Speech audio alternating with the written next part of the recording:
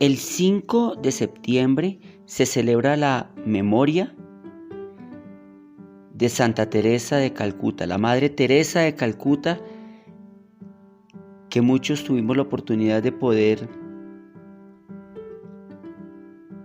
conocer, así sea desde la distancia, su testimonio en vida, de toda la labor que ella hizo a favor de muchas personas que se encontraban abandonadas en medio de la mendicidad. Pero la motivación que había en el fondo del corazón de esta santa mujer era agradar a Dios.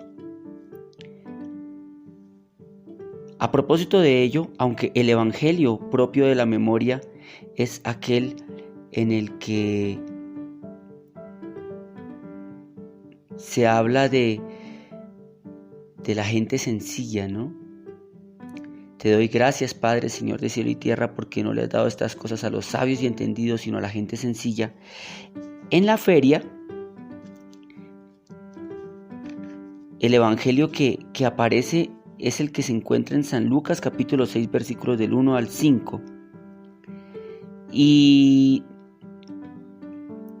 ese evangelio trae un mensaje muy a tono con lo que ha sido la vida de Madre Teresa de Calcuta. A propósito de ello, quisiera tomar prestado un texto de un autor que se llama José María Castillo. Él habla de una situación en Francia por un par de protestas populares que se dieron en mayo de 1968 y en noviembre del 2005. Y este autor dice lo siguiente: pero tan cierto como lo que he dicho es que la protesta popular de noviembre de 2005 en París fue algo muy distinto a lo que ocurría en mayo del 68. En aquella ocasión fue una protesta de estudiantes, mientras que recientemente, él hace referencia ahí a la del 2005, fue una protesta de inmigrantes. Esto quiere decir por lo pronto que en mayo de 1968 protestaban las ideas, mientras que en este siglo protestan las necesidades. Y por cierto, las necesidades más básicas de la vida, la necesidad de trabajo, de un jornal digno, de unos derechos fundamentales, de una dignidad atropellada, y más que nada es la protesta de gentes que se ven humilladas, excluidas y lógicamente resentidas ante la preocupación y la arrogancia de la sociedad bien instalada y satisfecha. A propósito de este evangelio, el biblista Alonso Chequel dice lo siguiente: nada que no esté en favor de la vida, así se haga en nombre del mismo Dios, puede contradecir la opción por la vida. Es decir, la cultura de la muerte no puede privilegiar nunca la opción por la vida. Y paso seguido afirma este autor, dice, el versículo 5 del evangelio que estamos contemplando hoy, establece el señorío de Jesús sobre el sábado.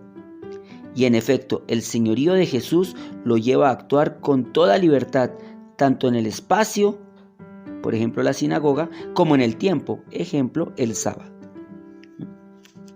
Es decir, Jesús es el rey del tiempo y es el rey de la historia. Y la experiencia del reino de Dios, por ser Dios el rey, por ese motivo no debe dejar de estar cargada de humanidad. Así es como en este evangelio Jesús dice: el Hijo del Hombre es Señor del sábado. Recordemos el reclamo que Jesús le hiciera a los fariseos: hay de ustedes letrados y fariseos hipócritas que devoran los bienes de las viudas mientras hacen largas oraciones para que los tengan por justos. La justicia social efectivamente forma parte de la voluntad de Dios. Por ello existe una serie de documentos en la Iglesia que nos hablan de la doctrina social. Pero no debemos desvirtuar el Evangelio para convertir la acción social como si fuera el Dios de la religión, que fue la visión que muchos miembros del clero asumieron en determinadas épocas de la historia, y tal vez sucede con algunos hoy. Recordemos personajes como Camilo Torres o como el cura Manuel Pérez, que tomaron incluso la opción de las armas para defender los derechos de la sociedad. Y ahí se desvirtúa lo que Jesús quiere de aquellos que trabajan por el bienestar social de otros. Debemos de todas formas tener presente que el cristiano debe tener una legítima preocupación por lo social. Jesús, en su ministerio público, sin dejar de poner en primer lugar el reino de Dios y la voluntad del Padre, Él no fue indiferente ante los desequilibrios sociales que se dieron en su tiempo y en su momento denunció las injusticias que cometían los sacerdotes del Sanedrín, así como las injusticias que cometía el poder político de Roma. Entonces la acción social que debemos hacer debe ser una acción donde Dios sea conocido y explícitamente dado, manifestado. Debe ser una acción evangelizadora en el nombre de Dios y en el nombre de nuestro Señor Jesucristo. No una acción que se confunda con demagogia política o compromisos con ciertas ideologías de este mundo. Precisamente en ese contexto y en esta fecha aparece